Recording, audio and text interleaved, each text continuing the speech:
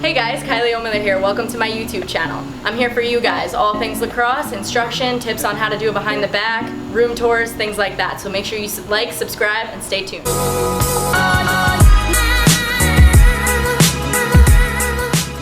Start off with my favorite one from Kev Kernan, a good friend of mine. Who would win in a fight, a grilled cheese sandwich or a taco? I'm gonna have to go with the grilled cheese on this one because tacos are too fragile. Shelby Frederick's favorite Pop-Tart flavor. I'm gonna have to go with s'mores. Classic. Mom and Dad! Hey! At Samantha Evil. How do you prevent from landing on your hands and knees after a shot? You just tumble and roll. How do you do that? That I learned from playing volleyball, where they teach you how to dive on the floor and literally throw your body on the floor and roll around. So that's not me, that's volleyball.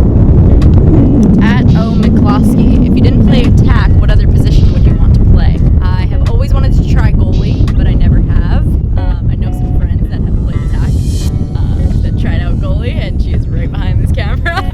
But girls who try out goalie, like, I have a lot of respect for them because there's balls flying 60 miles per hour plus right at you. It's really scary. At Stasia G, what's your favorite dodge or shot or move? I'm gonna have to go with my favorite dodge is that little inside roll thing that I do where I try to keep it in my left hand because who doesn't love to keep it in their strong hand? Yeah, I think my favorite shot, as you guys can tell, is the behind the back.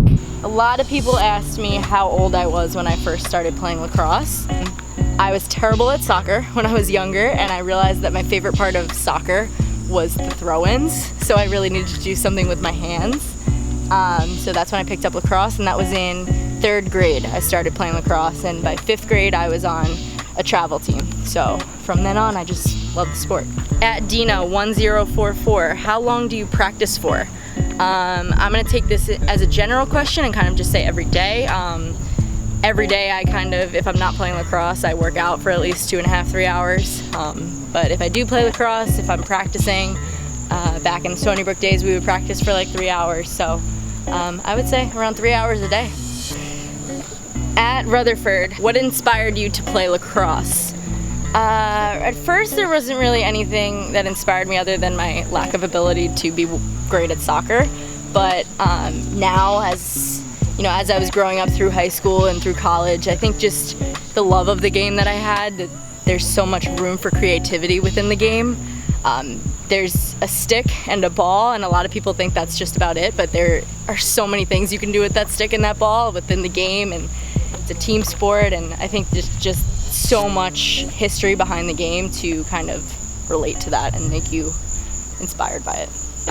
At Joe Selina, can you please explain this?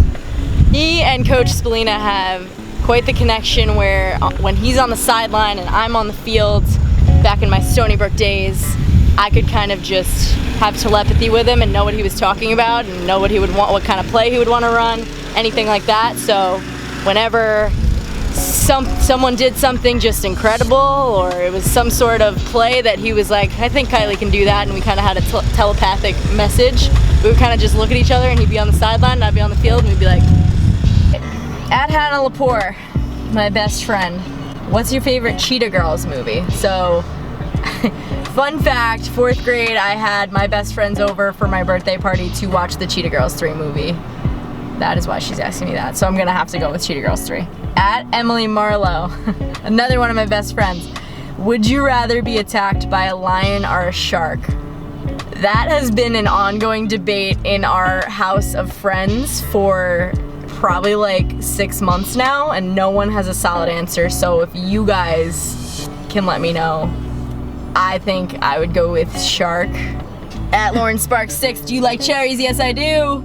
At Kate Tramposh, what is your favorite pump-up song? That would have to be Look At Me Now by Chris Brown, Busta Rhymes, and Lil Wayne.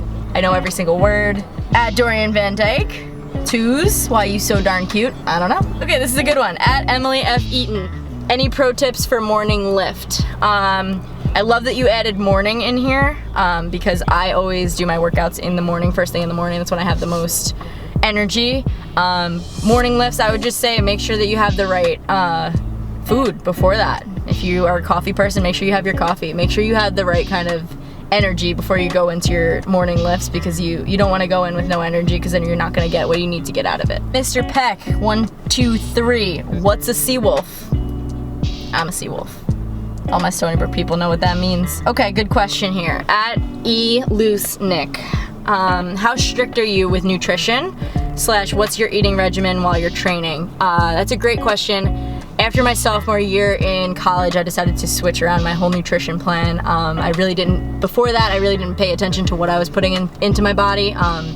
And once I made that change, I really was focused a lot on how many carbs I had per meal, how many proteins, how many greens, and how much calories over the whole day that I really put inside my body, so that I could get the best, not only get in the best physical shape of my life, but feel the best while I'm training, while I'm practicing for 3 hours, while I'm just going through, the daily life of what an elite athlete should be. So a lot of people asked me how to do the behind the back accurately, powerfully, how I learned it. It's something that I just kind of picked up in middle school, high school. I was watching a lot of the girls that I looked up to, like Katrina Dowd and Michelle Tumlo when I was in high school. So all those girls, they are really creative with their play, and they throw behind the backs in there a lot. So I wanted to add it into my game, and I kind of practiced it a lot. Me and my sister out in the backyard. I think that you guys should stay tuned. I'm not going to show you how to do it behind the back right now, but you should stay tuned, because I'm definitely going to do a video on that. What's your favorite breakfast to make? I'm not a big cook, but I just got a NutriBullet, and I'm so into making the smoothies right now. Little strawberry, banana, blueberries, protein, yogurt. That's my favorite right now. Oh, and I add chocolate chips into it because I'm a big chocolate girl.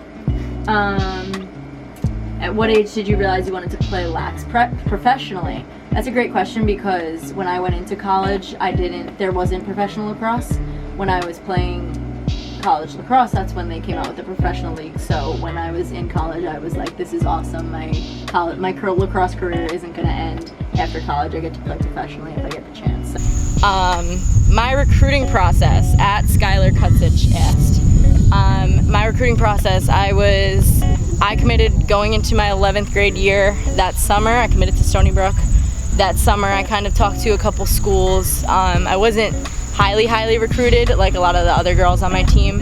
I had just come off of an injury. I really wasn't at my best, so it was totally understandable. But Coach Selina really saw the potential in me to be not only a great player, but to kind of just the potential that I had. And so my recruiting process wasn't anything crazy, but it's always a stressful time, so make sure you take the time to kind of enjoy the fact that there are schools out there that are interested in you. At M Lacrosse had 2 great questions.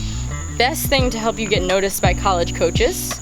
I'll answer that first. I think the best thing that college coaches want to see is that you're a great teammate on the field, visibly. So if someone else makes a bad pass to you, you're not frustrated or you don't yell at them type of thing. You just say, it's okay, like we'll get it next time, or you hustle after the ball and go get it back for your teammate. Those are the kinds of things that college coaches want to see. Second question, best thing about college lacrosse? Just the friendships that you make. Like, I always tell people this, when you're going into college and you're going to play a sport on a team, you're going there, unlike any other normal person going to college, like you go there with 30 automatic best friends, 30 automatic sisters, and the bond only gets closer over your 4 years together. At Sarah Moeller, this was on Twitter. This was funny because I wrote this in my caption. I asked you guys if I heard Yanni or Laurel in that whole trendy debate, and nobody asked me except for Sarah Moeller. So Yanni or Laurel, yeah. I heard Yanni every single time. A lot of people out there, very, very gracious, very kind people, ask me how my knee is doing. My knee is doing great. I am right on track, and fingers crossed for a nice speedy recovery. But thank you for worrying about me. Hey, great question here. At Pro Women's Lax. If you guys don't follow them on everything. At Pro Women's Lax. That's the WPLL. That is the league that I play in professionally, and we are about to do some great things for the future of the sport. They asked me what my favorite memory was playing with the New York Fight this summer.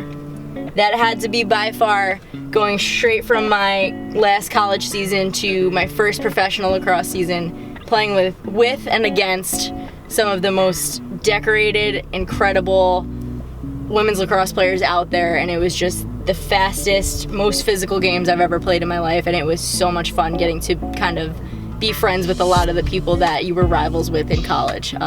It put a whole new aspect on the game and a whole new appreciation for it, and I made so many friends, so thank you at Pro Women's Lax for that. At Christine Dannenfelser, why do you like the Warp Pro?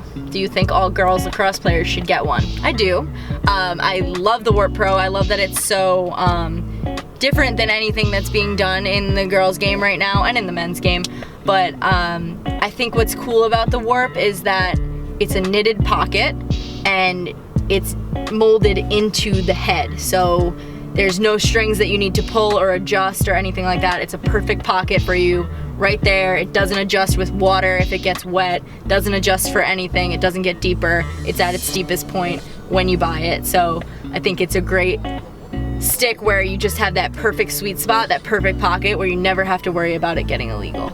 Okay, good question. At Olivia Giannetti, how did you know what school you wanted to go to? I always tell people this when they're getting recruited. You never know until you just know. I thought that I wanted to go super far away from my house for college, and I ended up 35 minutes down the road. So just have an open mind, and you know, once you step on campus and you get that feeling, you're gonna get that gut feeling, and that's when you know. At Sachem North Girls Varsity Lacrosse, what would be your advice to high school girls looking to play in college? I actually wrote a blog post on this on IWLCA. It's their Behind the Whistle blog. The biggest thing that I said in that blog was to make sure that they go into college with an open slate, like a clean slate of mind. Make sure that they are expecting not really anything and just kind of have an open mind and really just listen to what the coach says. They might have to play a different role than they are used to. So have an open mind, have fun, learn, be open to learning, be open to new experiences. All right, this is an important one. At Give and Go Foundation said, do you want to coach internationally with us and spread the love? Where do you want to give and go? I am very excited about this. I'm hoping that I get the chance to kind of travel the world and be able to spread the love. Where would I want to give and go? I'm thinking Thailand. If you didn't see your questions answered in this video, make sure you like, subscribe, and stay tuned for next week's video because they'll be answered there. Thanks for watching. Subscribe.